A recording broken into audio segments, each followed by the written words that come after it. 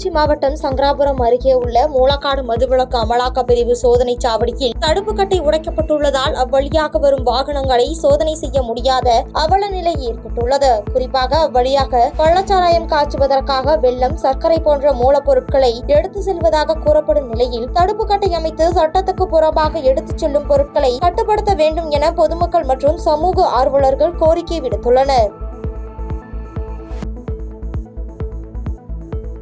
கோவையில் இந்து விழிப்புணர்வு பிரச்சாரத்தை தொடங்கிய அகில பாரத இந்து மகாசபை தலைவர் சக்கரபாணி மகராஜ் மயிலாடுதுறை மாவட்டம் மயூரநாதர் ஆலயத்தில் சுவாமி தரிசனம் செய்தார். அவருக்கு திருவாவடுதுறை ஆதீனம் சார்பில் மேலதாள வாத்தியங்கள் முழங்க பூர்ண கும்ப மரியாதையுடன் சிறப்பாக வரவேற்பு அளிக்கப்பட்டது. சேலம் மாவட்டம் ஓமலூர் அருகே திரௌபதி அம்மன் கோவில் திருவிழாவை முன்னிட்டு பெருமாள், திரௌபதி அம்மன், மாரியம்மன் உள்ளிட்ட கடவுள்கள் அலங்கரிக்கப்பட்ட 9 தேர் ஊரை சுற்றி வலம் வந்தது. இந்த தேர் ஊர்வலத்தை பல்லாயிரக்கணக்கான மக்கள் நீண்ட நெடிய தூரம் வந்து கண்டு களித்தனர். திருப்பூர் மாவட்டம் தாராபுரம் புறவழிச்சாலை பகுதியில் உள்ள ஆயக்கட்டு ராஜா வாய்க்காலில் ஆகாய தாமரைகள் ஆக்கிரமித்துள்ளதால் நீரோட்டம் பாதிக்கப்பட்டுள்ளது. இதனால் மாவட்ட நிர்வாகம் உடனடியாக துரித நடவடிக்கை மேற்கொண்டு ராஜ வாய்க்கால் நடுவில் ஆக்கிரமித்துள்ள ஆகாய தாமரைகளை உடனடியாக அகற்ற நடவடிக்கை மேற்கொள்ள வேண்டும் என்று பொதுமக்கள் கோரிக்கை விடுத்துள்ளனர். சிவகங்கை மாவட்டம் காரைக்குடி 100 அடி சாலையில் சண்டையிட்டுக் கொண்டிருந்த மாடுகள் அவ்வழியாக இருசக்கர வாகனத்தில் குழந்தையுடன் வந்த தம்பதியினர் மீது மோதியது. இதனால் நிலை தடுமாறி கீழே விழுந்த தம்பதியினர் அதிர்ஷ்டவசமாக உயிர் தப்பிய நிலையில் சாலையில் சுற்றித் திரியும் மாடுகளை பிடித்து நடவடிக்கை எடுக்க வேண்டும் என சமூக ஆர்வலர்கள் மற்றும் அப்பகுதி மக்கள் கோரிக்கை வைத்துள்ளனர்.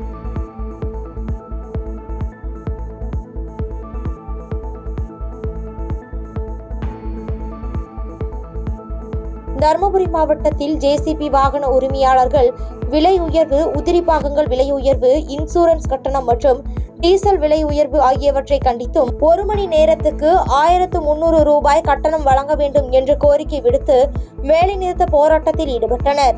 இந்த போராட்டம் காரணமாக ஓட்டுநர்கள், உதவியாளர்கள் என ஏராளமானோர் பாதிக்கப்பட்டுள்ளனர். தருமபுரி மாவட்டம் நல்லம்பள்ளி அருகே சேசம்பட்டி பெரியாண்டிச்சி அம்மன் கோயில் உண்டியலில் இரவில் திருட முயன்ற நபரின் கை உண்டியலில் மாட்டிக்கொண்டதால் விடிய விடிய கோயிலிலேயே சிக்கி தவித்துள்ளார். தொடர்ந்து பிடிபட்ட திருடனை அதியமான்கோட்டை போலீசார் கைது செய்து விசாரணை மேற்கொண்டதில் சவுலூர் கிராமத்தைச் சேர்ந்த தங்கராஜ் என்பது தெரிய வந்த நிலையில் இவர் மீது ஏற்கனவே பல்வேறு காவல் நிலையங்களில் திருட்டு வழக்குகள் இருப்பது குறிப்பிடத்தக்கது. திருப்பூர் மாவட்டம் தாராபுரம் அருகே பேருந்து பயணத்தின் போது பால் கொடுத்ததில் மூச்சு திணறி 2 வயது குழந்தை உயிரிழந்த சம்பவம் அப்பகுதியில் சோகத்தை ஏற்படுத்தியுள்ளது. கோவையைச் சேர்ந்த ராமச்சந்திரன், லோகேஸ்வரி தம்பதியின் குழந்தைக்கு உடல்நிலை சரியில்லாத காரணத்தால் சிகிச்சைக்காக நாமக்கல் சென்றுவிட்டு கோவை நோக்கி வந்து கொண்டிருந்த பொழுது இச்சம்பவம் நடைபெற்றுள்ளது. கரூர் மாவட்டம் மாயனூர் பகுதியில் அமைந்துள்ள காவிரி ஆறு கதவணை பாலத்தின் தடுப்புச் சுவர் பகுதியில் இடைவெளி உள்ளதால் இங்கு வரும் சுற்றுலா பயணிகள் மற்றும் பொதுமக்கள் அசம்பாவிதம் நடைபெறும் என அச்சமடைந்துள்ளனர்.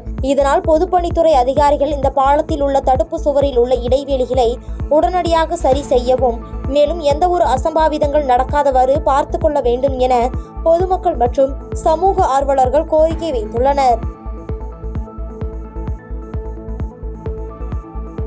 சென்னை ராயபுரம் பகுதியில் அமைந்துள்ள அரசு ஸ்டான்லி மருத்துவமனையில் 75 கோடிக்கு கட்டப்பட்ட அவசர பிரிவு கட்டிடம் பொதுப்பணித்துறை அதிகாரிகளால் பராமரிக்காததால் சிதிலமடைந்து கழிவுநீர் மற்றும் குடிநீர் பைப் உடைந்து வெளியேறி வருவதால் நோயாளிகள் மற்றும் பொதுமக்கள் அவதிக்குள்ளாகி வருகின்றனர். இங்கு தினமும் உள்ளூர் மற்றும் வெளியூரைச் சேர்ந்த 1000க்கும் மேற்பட்ட நோயாளிகள் சிகிச்சை பெற்று வரும் நிலையில் நடவடிக்கை எடுக்க கோரிக்கை எழுந்துள்ளது.